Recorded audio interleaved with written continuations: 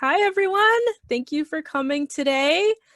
Today, I am going to be talking about Japanese Children's Day.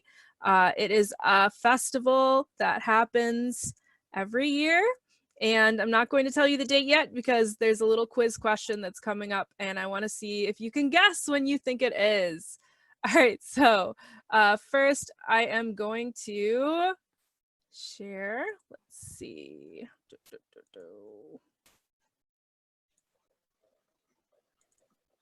Okay. All right. So thank you for coming today. As we start the presentation, just a couple notes. It is going to be recorded.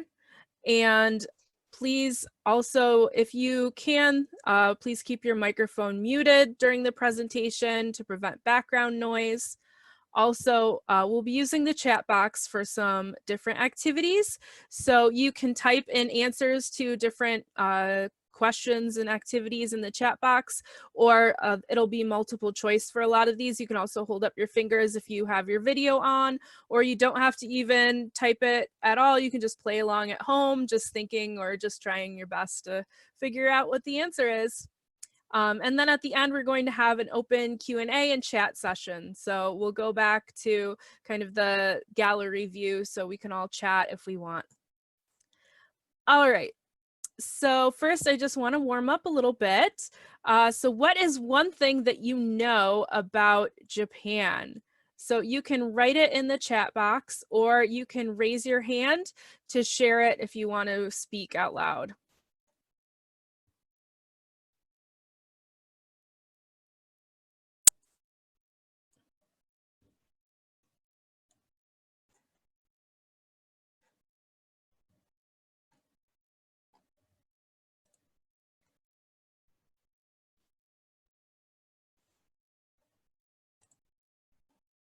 So it can be anything, even the smallest thing.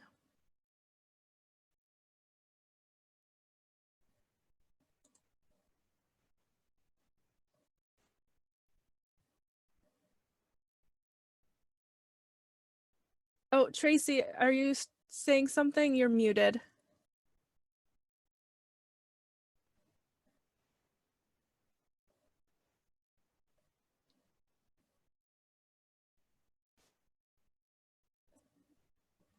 Okay. All right. It's an island. Yeah. Oh, yes. Tracy, hi. Welcome. Sorry, hi. I unmuted. Me and my girls were just thinking out loud and talking to each other. My one daughter said there's palm trees. I said, I don't know about that. Oh, there's something like palm trees in some parts of Japan I've seen. I don't know if it's exactly a palm tree or not. Okay. Yeah. So close. Nice. Anything else? That's it? Tokyo? Yeah. Tokyo, yeah. Yeah, that's great. Tokyo's the capital. Nice. We took a class with the Hasamatu a couple years ago, local at Wegmans. They did a beautiful production for children. Hasamatu, I think it's called. Oh, very cool. But they forgot, so here we are. Nice. Great. Okay, awesome. And Susan said in the chat, it's an island. That's right. So Japan is actually many, many islands. You can see to the left, there's the picture of Japan. And so there's 4 main islands. This big one, it's Honshu. This one up here in the north is Hokkaido. This one in the south is Kyushu. And this one here, the smallest of the 4 main islands, is Shikoku. Okay, so let's get going. All right, so a quick bit about me.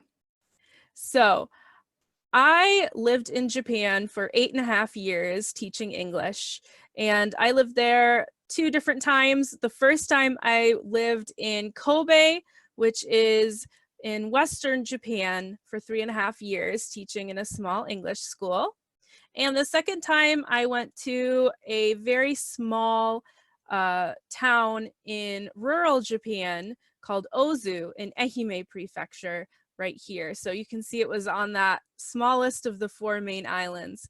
And I was there for 5 years on the JET program, working in elementary schools and junior high schools. So while I was there, I got to experience a lot of different Japanese holidays, one of which is Children's Day, which I will be telling you about today. All right, so today's presentation I am doing actually because I was inspired by the state's 4-H International Exchange Program, which typically would be running this summer. We would be getting host families very soon on board, but unfortunately it has been canceled, of course, due to the current situation around the world. So I wanted to do something to bring an opportunity for cultural exchange to the community, to kind of bring awareness about this really fun program and opportunity. So States 4-H International Exchange is a program nationwide, and they connect children abroad, youth abroad, to families in America for the experience, to experience American life. Right now in New York, specifically, we only partner with Japan, but in other states, they have programs that partner with different countries as well. And also, we have the opportunity for 4-H youth in America to go abroad and study in a foreign country as well. And I believe there's a summer program as well as a year program for that. So unfortunately, this year it's not happening, but if anyone is interested in the future in the 4-H International Exchange Program, there's the website down on the bottom. And I'll also be sending the recording and information out after. So if you're interested, you can check it out there. All right, so first quiz. When do you think Japanese Children's Day is? So I'm going to have you type in the chat box the number 1, 2, 3, or 4, what you think the date is. Is it May 1st, May 5th, May 13th, or May 21st?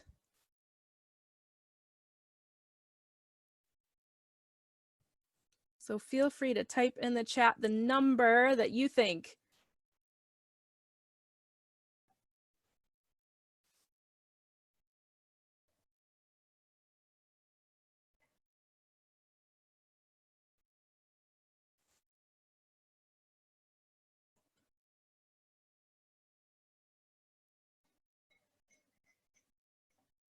So we have someone thinking it's May 1st. So today, 2 for today, 3 for today. Oh, 1 for May 21st. All right, so I'm going to tell you the answer. It is May 5th. It is not today, but that's a good guess because today is the workshop that I'm holding. It is the 5th of May every year. Same day as Cinco de Mayo, so another holiday. So May 5th. And May 5th, Children's Day, is actually part of a longer national holiday, chain of national holidays in Japan called Golden Week. So they have 2 other national holidays that fall within about a week of each other. Showa Day, which is a day remembering one of the emperors of Japan, and also Greenery Day, which is kind of similar to Arbor Day or Earth Day. And they fall within a week, and many Japanese get the whole week off to travel. All right, so next question. What does Japanese Children's Day celebrate? What do you think? So again, you can type in the chat box 1, 2, 3, or 4. So 1 is Anpanman's birthday. Anpanman is a beloved children's character in Japan. So is it his birthday that we're celebrating? Or number 2, we're celebrating each child's unique strengths, their health, and their growth. Or 3, kids getting free at Tokyo Disney, yeah! Or number 4, toys, toys, toys. So let's try to sell and buy as many toys as we can. All right, so we're getting 2, 2, 2. That is right. Yes, nice. So we're celebrating each child's unique strengths, their health, and their growth. Excellent. Great. Ta-da! Nice. All right. So on Japanese Children's Day, often people will think of these two characters from Japanese folk tales. You'll see them a lot in the decorations and displays about around this time of year. So I'm going to tell you one of the folk tales today, but I'm going to first introduce the names of both of them. So the one on the left is Momotaro. He is the peach boy. And the one on the right is Kintaro. And he is the boy that fought the bear. So both of these characters are very popular around Japanese Children's Day because they exhibit strength and kindness, two traits that the Japanese want to kind of share with their children. This is a good thing, to be strong and kind to others. So a good example, like most folk tales are. So, oh, sorry. I went too far. All right, so I'm going to show you the story using a couple little hand puppets. So please bear with me here. All right, so once upon a time, there was an old man and an old woman. Oh, I hope you can see. It's a little bit washed out. Is that better, maybe? Okay. So the old man and the old woman, they had wanted children, but children never came. They were very lonely, and they lived in a small village of Japan. One day, the old woman went down to the river to wash her clothes. And suddenly, she saw a peach coming down the river. "Oh, a peach," she said. "How odd." So she picked up the peach and she brought it up to the home to show her husband. So the couple cut the peach, and out of the peach jumped a little boy. "Wow, a little boy!" they exclaimed. They were so surprised. "We'll name him Momotaro, Peach Boy." So Momotaro ate, and he helped the old man and woman around the house and worked hard, and he grew up nice and big and strong. So one day, the ogres came to the village, and they attacked the village, and they stole the treasure from the village. "Oh no!" the villagers cried. "Ha ha ha! We took your treasure. Let's go back to our island, Onigashima." So they went back to their island, Onigashima. Momotaro was very upset. He said to the old man and woman, "I am going to go bring back our treasure from the ogres." So the old man and woman wished him luck, and they gave him a bag of rice dumplings for his journey. So Momotaro started walking to go to Onigashima, and he saw along the way a monkey.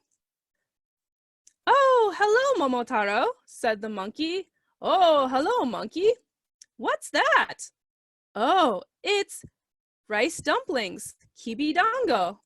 "Oh, can I have a kibidango, please?" "Sure." So Momotaro, because he was very kind, gave a rice dumpling to the monkey. "Where are you going? I'll go with you," asked the monkey. "I'm going to Onigashima to defeat the ogres." So the monkey came along with Momotaro. Then they came across a doghouse and a small dog who was there. "Oh, hello, Momotaro," said the dog. "What's that?" These are rice dumplings, kibidango. Do you want one?" "Oh, sure, thank you." So the dog ate the kibidango. "Where are you going?" "We're going to Onigashima." "Do you want to come with us?" "Sure." So the dog joined the monkey and Momotaro. finally, they came across a bird, a pheasant. "Oh, hello, Momotaro," said the pheasant. "Oh, hello, pheasant." "Ooh, what do you have in your bag there?" "Oh, they're kibidongo." "Ooh, may I have a kibidongo, please?" "Sure." So Momotaro shared the last of his kibidongos with the bird. And the bird came along for the journey too. So the group came along upon a ship, and they got in the ship and they sailed to the ogre's island, Onigashima. And they came across the ogres and they fought the ogres. The bird pecked at the ogres, the dog bit the ogres, and the monkey climbed all over the ogres. And eventually the ogres gave up. "Oh, we're so sorry. Will you forgive us? Here's all your treasure back." So Momotaro said, "Yes, we'll forgive you." And he took the treasure and he went back to the village. And the old man and the old woman were so happy to see Momotaro back safe and healthy. And the whole village lived happily ever after. The end. So that is the story of Momotaro. And sorry if I didn't share it exactly right. There are so many variations of the story. So I am going to go back to the slide. All right. Let's see. Okay. So now I'm going to share a little bit about some traditional Japanese toys and games. So here are some that you can see on the screen. There are a couple here. So this one here with the cards on the left, that is karuta. And karuta is a game with lots of different cards that have basically similar to an alphabet in Japanese. It's the syllables that they use like an alphabet on some of the cards. And then they have little sayings or poems on other cards.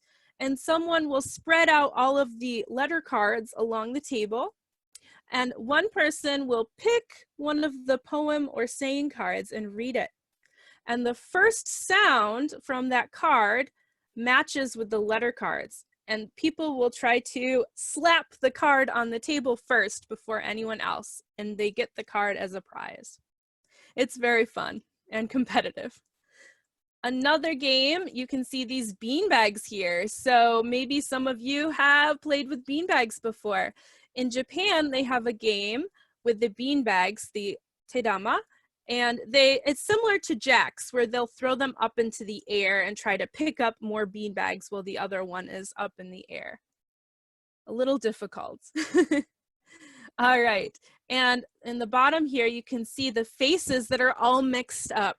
Now this game is called Fukuwarai, and Fukuwarai is a game that's often played around New Year's. So New Year's, a lot of the families will play games together, such as Fukuwarai, but also you can see up above these games, these toys in the baskets here. This is also a game that's often played at New Year's. It's called Hanetsuki.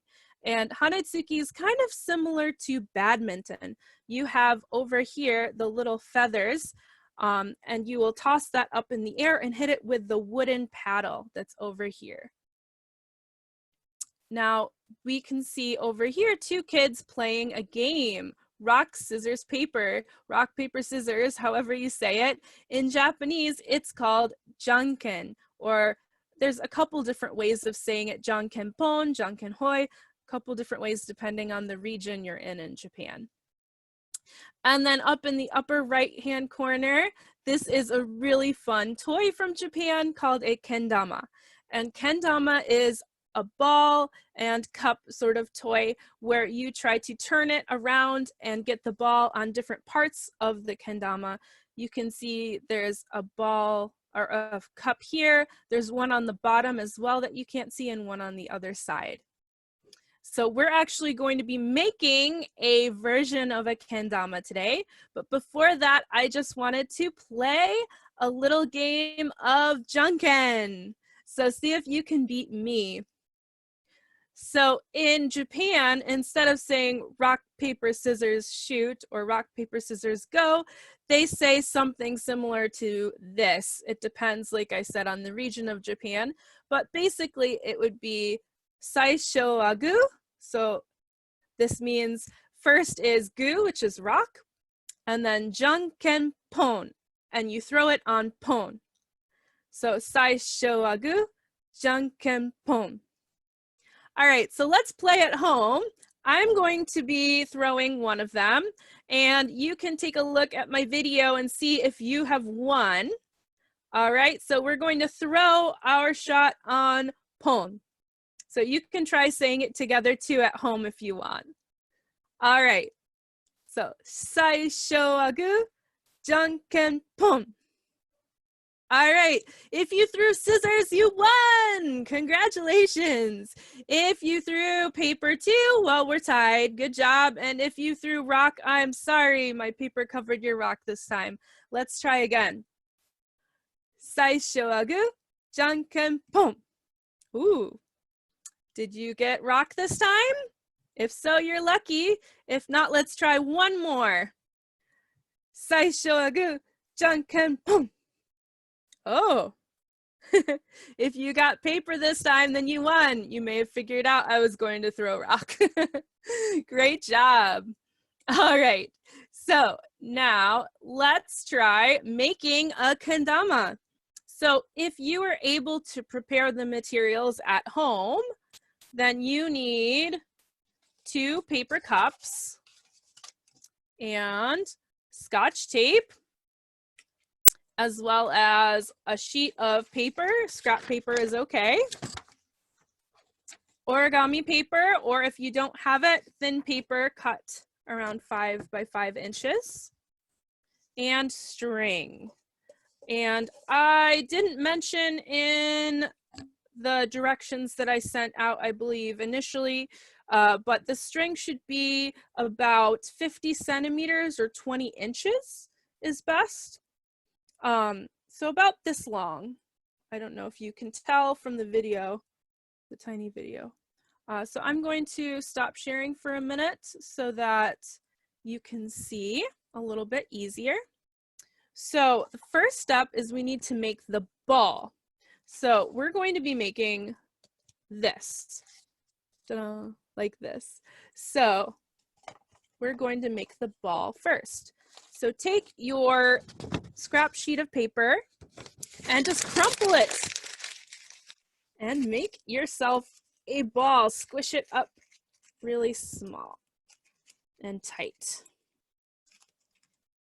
All right. All righty, so this is my ball. And the next step, you are going to take your string. All right, and you are going to tape it to your ball using the Scotch tape. So I'm gonna try to find a place that's kind of a little more flat to put the tape on so it's a little more secure. And just tape it.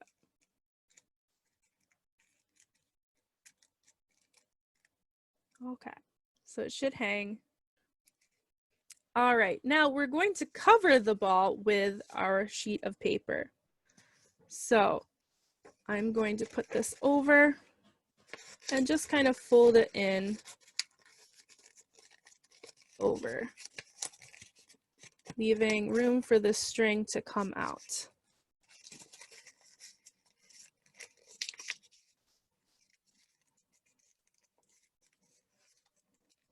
Okay, and then once you have it roughly covered, you can use your Scotch tape again to tape it in place. And you can use more than one piece of tape here if you need to.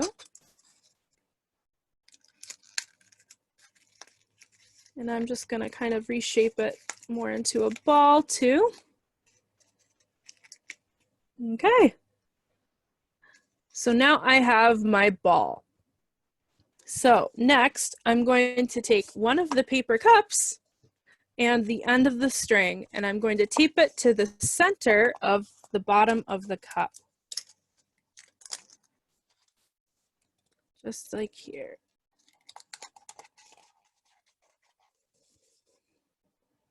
All right, I know it's a little blurry, kind of washed out, but just tape it right in there. All right. And once you have it taped to the bottom, then you can take your second cup and put them together. And then you're just going to tape around so that it's secure.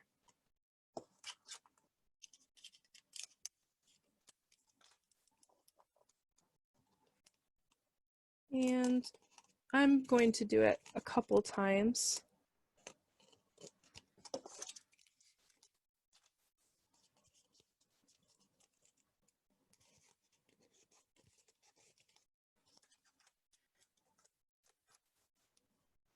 All right, and I left on mine where the string is coming out, I left a small little gap here.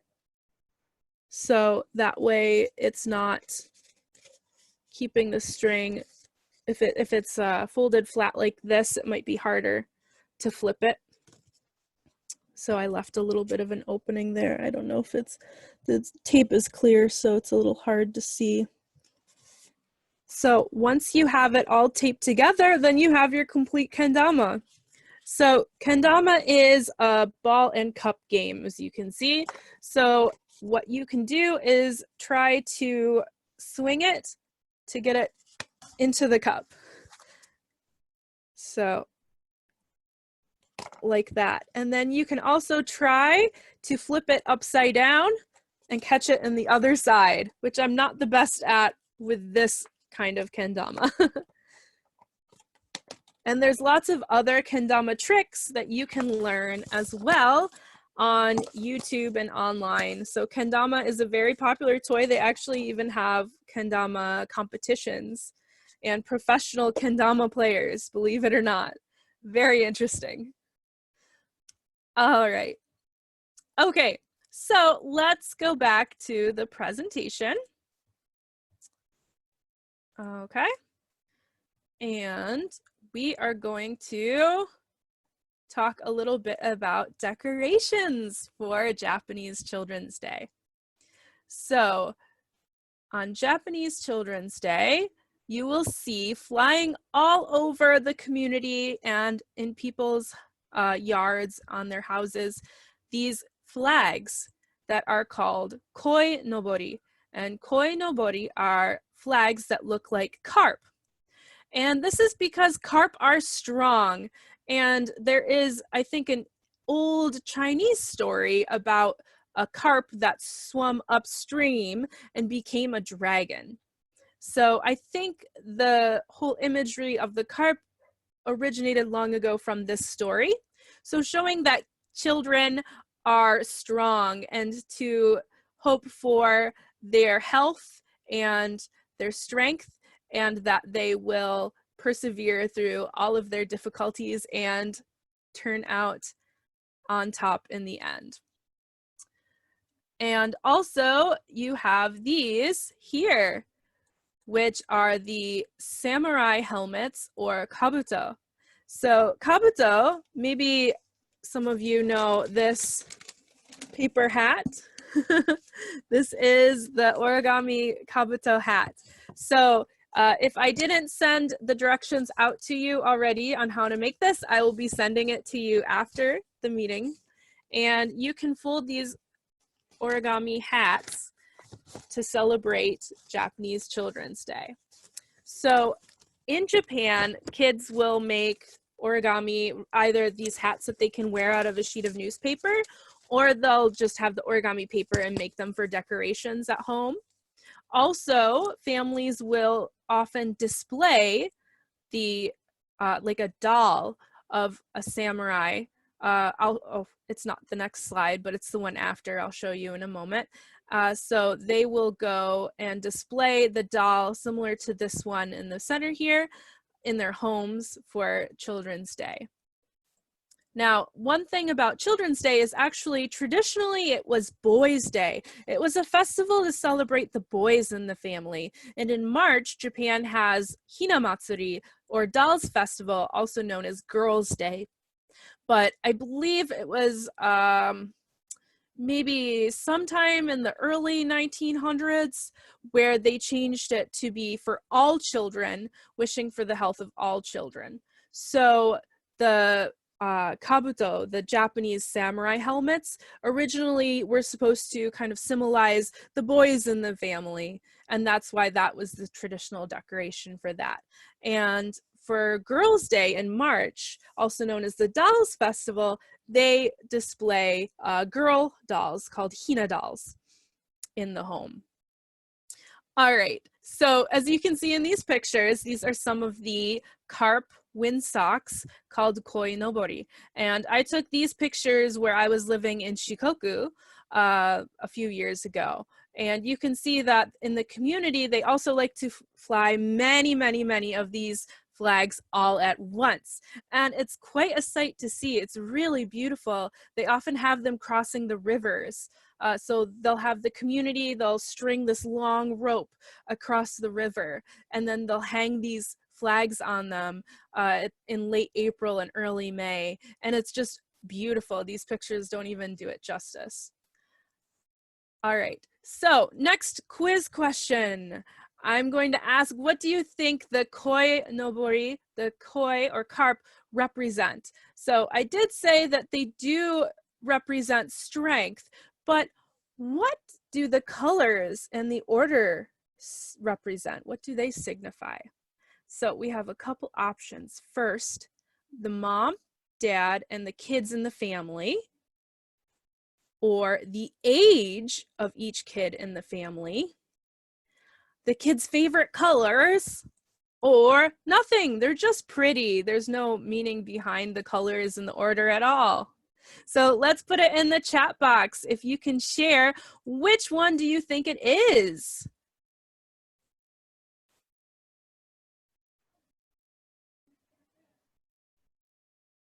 So we have 4, we have 2, and 1.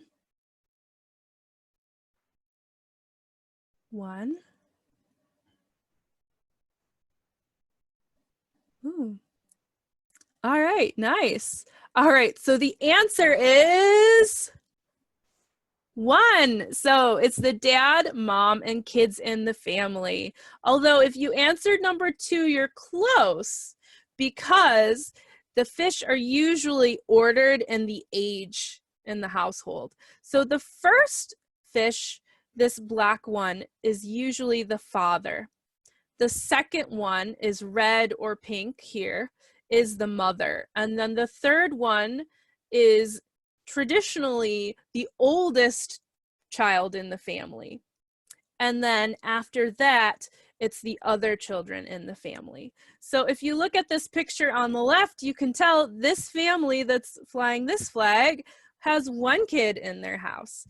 And the one to the right, they have 2 kids, maybe more because we can't see below the border here, but it looks like they have 2 kids at home. All right, and so this is a picture of the kabuto helmet, the samurai helmet that could be displayed in a home. And to the right is a picture of the dolls. It's called Gogatsu Ningyo. And the Gogatsu Ningyo, as you can see, is kind of a miniature version of samurai helmet and the armor there. All right. So I prepared a song for us. Feel free to sing along if you want. First, we're going to listen to this song. It's a song called KoiNobori. And the lyrics I have here translated into English for you, but the song is going to be in Japanese. But the meaning is carp streamers are higher than the roof. So the carp streamers, these KoiNobori flags, they fly up above the houses, as high as they can fly them so that everyone can see. And then the biggest carp is the father, like we said. So the first one at top, the big one, is the father. It symbolizes the father in the family. Then The small carp are the children. So the smaller ones show all the different children in the family. And then they enjoy swimming in the sky. So they're so beautiful because it looks like the fish are swimming through the sky. So let's listen to this song. Oh, you know what? I think actually I didn't put the sound on. Just a moment.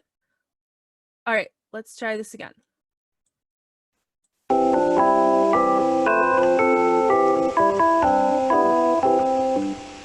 屋根より高い鯉のぼり大きい孫いはお父さん小さいひごいは子供たち面白そうに泳いでる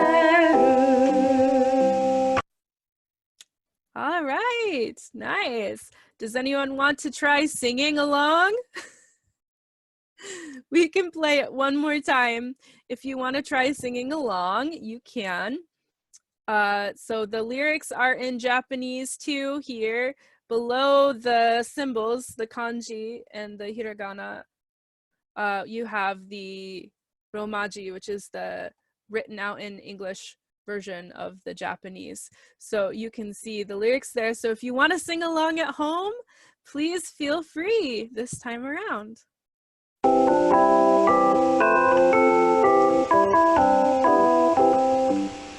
屋根より高い鯉のぼり大きい孫いはお父さん小さいひごいは子供たち面白そうに泳いでる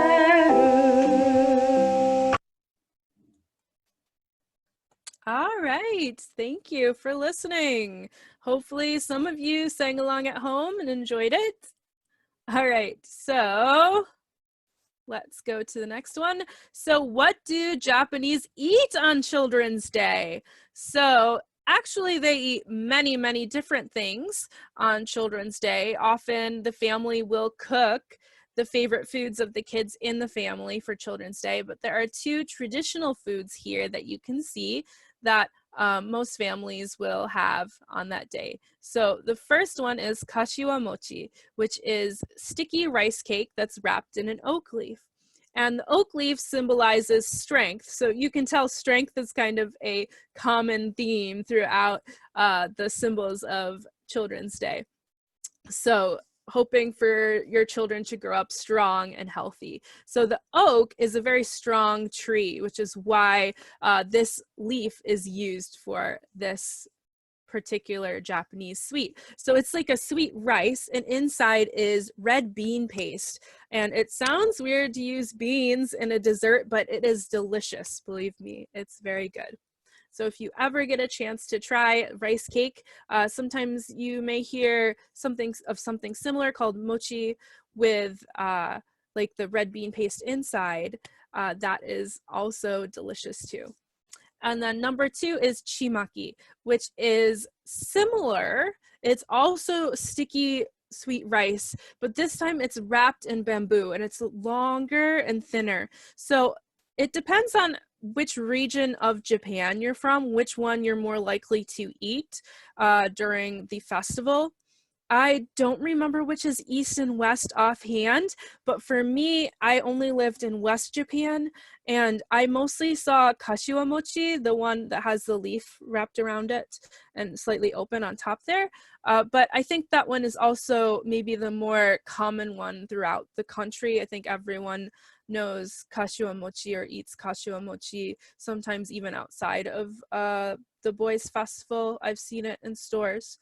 I think chimaki is more regional, but I could be wrong. But from my experience in Western Japan, I saw more kashiwa mochi than chimaki. Okay, so which one do you want to try? So if you want to try one of these, feel free to put in 1 or 2 in the chat box, or you can type it out, the name of the food if you want. Which one would you want to eat if you were going to try one of these today? I wish I could share some with you.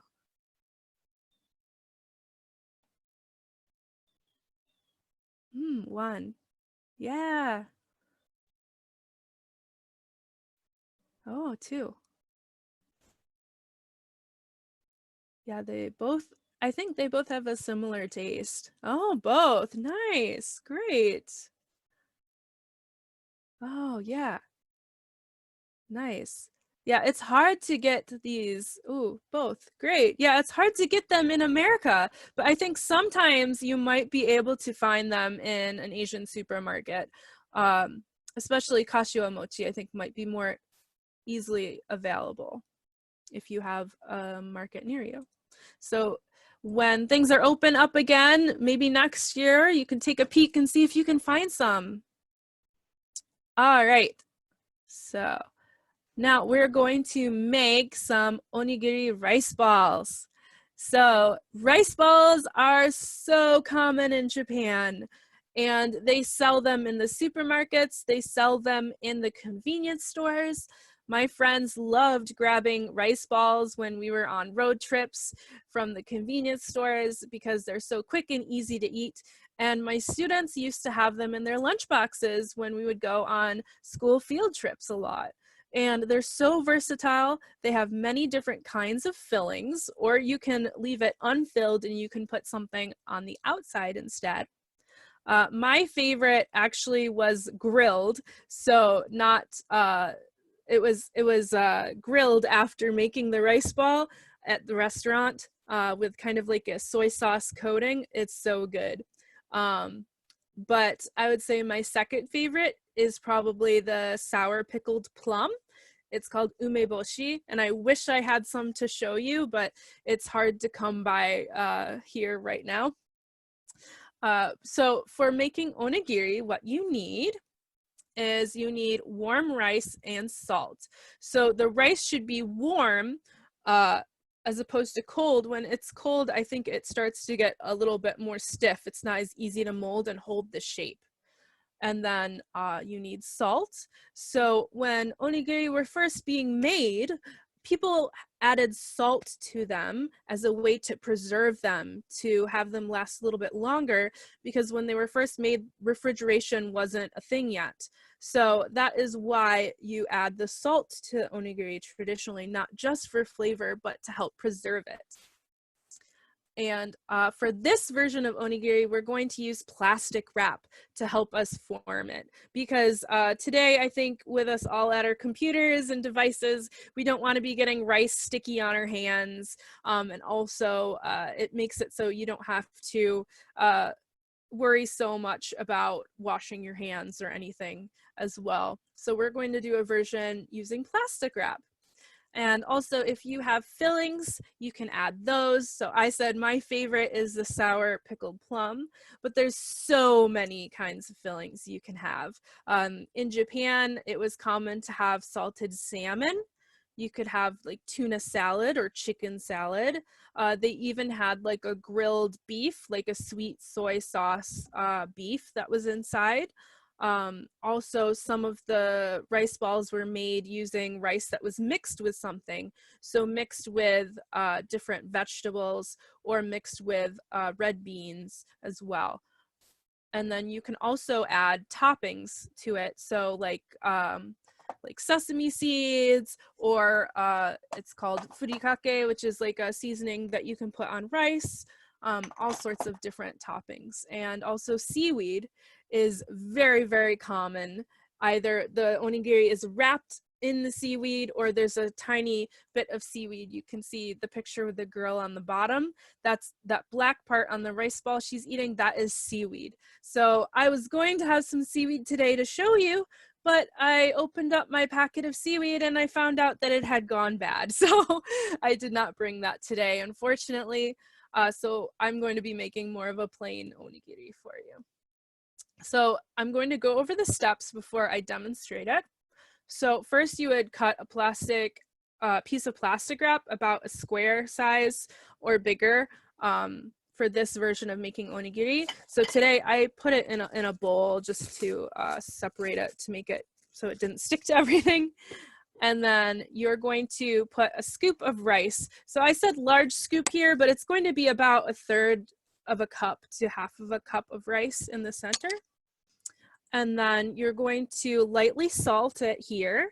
If you're going to be making them without the wrap, you would actually put the salt on your hands before making the rice ball so that you're incorporating the salt into the rice ball as you're molding it. So if you want to put any fillings in, then you would put an indentation in the middle of the rice and then put it in then, just 1 or 2 teaspoons of filling. And then you would wrap the rice up in the plastic, enclosing the fillings so you don't see it sticking out. And then you twist the plastic. And then you're going to start shaping it into a rough triangle shape, kind of like the ones you see in this platter here in the picture. And then you can unwrap it carefully in the plastic. And at that point, you can add any sprinklings of sesame seeds on the outside or the furikake rice seasoning on the outside if you wanted. And then your rice ball will be done. So I am going to show you with my rice here. Now, I am by no means a professional at making rice balls, but I will do my best. So I'm going to take some rice. All right. So I'm going to take my rice and I'm going to put it in the ball or in the bowl. All right. So I know it's looks like my video is a little washed out, so it's hard to see the rice from the white in the bowl, but it's in here. I think if I go back a little bit, it's easier to see. All right, so if you had any fillings, then right now you would put the indentation in the middle and you would put the fillings on now, but I don't. So what I'm going to do next is I'm going to add some salt. So I'm just going to take a little bit in my fingers and just kind of sprinkle it on. So not too much. Maybe about as much as if you were just having a plain bowl of rice at home and you were just trying to season it. Okay. And then once I have that, I am going to pull up the plastic wrap. Okay.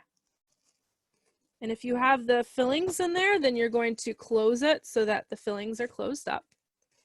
And then take the plastic wrap and twist it just a little bit so that way your rice isn't falling out. And you're going to shape the rice ball. So I'm making it a little more firm before I start shaping it into a triangle. And then you can take, I think, using like 3 of your fingers to shape it. You can move it and get it firm, but not too firm. You don't want to squeeze the rice ball too hard.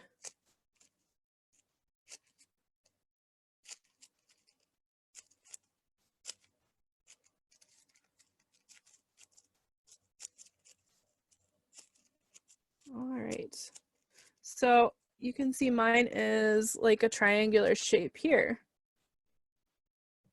And then once you have a nice triangle shape, you can undo your plastic wrap.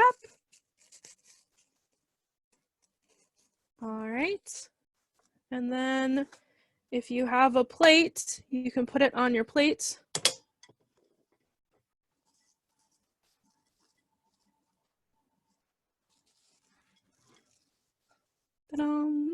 Here's mine. And then you can put on any toppings. So if you have sesame seeds, you can put the sesame seeds on now. I also have these furikake. It's like a seasoning that is used to put on rice. So this is umeboshi furikake. So I told you I really like the sour plums, and this is made with sour plum. So this is a picture of the plum here. So I'm going to sprinkle some of that onto my onigiri. And you can also like roll it in the furikake as well. So I'm just going to sprinkle a little on top. And there you go. So that's a rice ball. Now, if I had the seaweed, I would put the seaweed on the bottom, and that helps it from being too sticky. So you can easily pick up the rice ball and eat it. With the seaweed, your fingers aren't going to get sticky on that rice so easily. You can also wrap the entire rice ball in seaweed if you have a large enough sheet.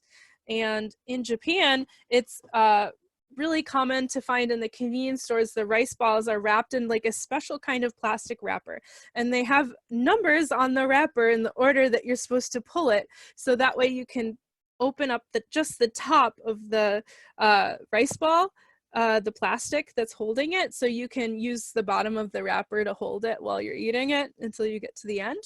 And I am notorious for ripping it open and messing it up and not even getting it open correctly, even though it's supposed to be easy. But yes, so that is making a rice ball. So I'm going to go back, and I'll share a recipe with you all after the presentation with a little bit more detail than what you see on the screen here, and also with links to the original recipe that I got that I used to kind of pull this from, as well as a recipe for the grilled onigiri, the grilled rice balls that I really like a lot too. So I'll send that out to everyone afterwards. All right. Okay, so now we can eat. If anyone made the rice ball at home, we can eat them together. We can do Q&A now and chat. So if you have any questions, comments, thoughts, if you want to share what was most interesting to you about the presentation, if you want to learn anything more, if you want me to clarify anything, or you can even share, do you want to learn more about Japan? What would you like to know more? And also, before I close the presentation here, I just wanted to share that the Finger Lakes 4-H Learning Launchpad page will be having a couple more videos in this Japanese culture series. So if you're not already following the Finger Lakes 4-H Learning Launchpad on Facebook, then you can go there, follow it, or on YouTube. You can find us on YouTube as well. And you can find content coming up on the 5th. We're going to be making KoiNobori, so the flags, out of toilet paper rolls and tissue paper. The 14th and the 21st will be more cooking. So how to make udon noodles, and also how to make Japanese steamed bread called mushipan. So please check those out. And the videos will be going up 10 a.m. on those days on the Facebook page and on YouTube. All right, so I'm going to open it up to questions in chat. So if anyone wants to share, feel free to unmute yourself, turn on your video, and let's go. And thank you for coming, anyone who can't stay with us.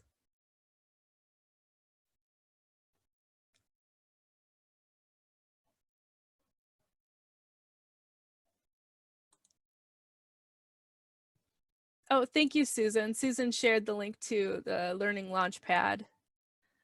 All right, so Ava and Briscoe asks, how long did you live in Japan? Do you speak Japanese? All right, so I lived in Japan for 8.5 years. And I do speak some Japanese, but I would say I'm conversational, but not fluent.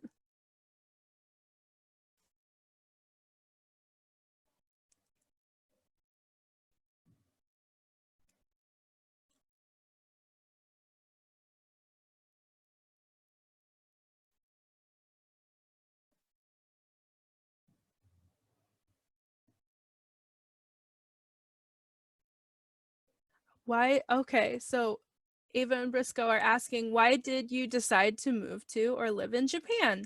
Good question.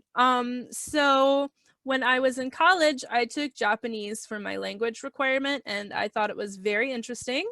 When I finished my 2 years that they offered at my school, I wanted to learn more, so I did a summer study abroad program. And it was very short, only a few weeks, and I loved it so much I decided to go back after graduating college to teach. Initially, I thought I'd be there for 1 year, but I loved it so much I ended up just renewing and renewing. And then I was in an area near the city the first time, near Kobe City, and I came back to live somewhere more in the countryside and experience that sort of lifestyle too. Thank you.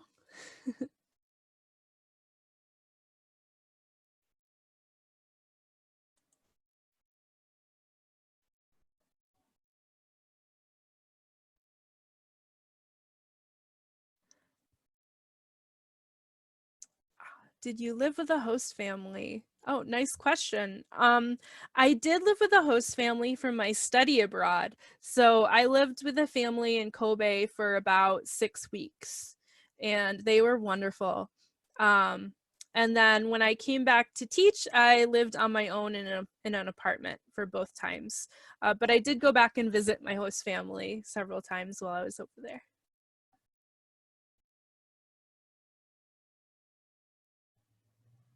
Where did I go to college? I went to Nazareth College in Rochester, New York. I studied history and Asian studies.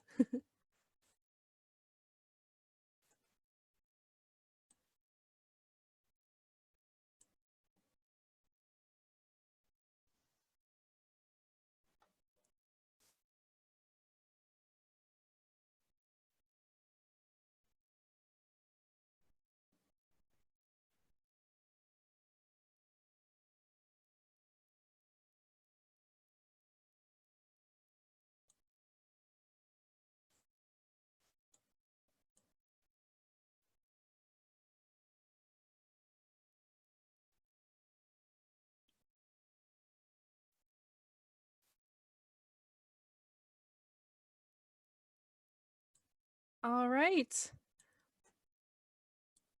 Oh, thank you. I'm glad that you were able to come. Thank you for coming today. So it's about 7 o'clock, so I think I'll finish everything up unless there's any other questions or comments from anyone before we go.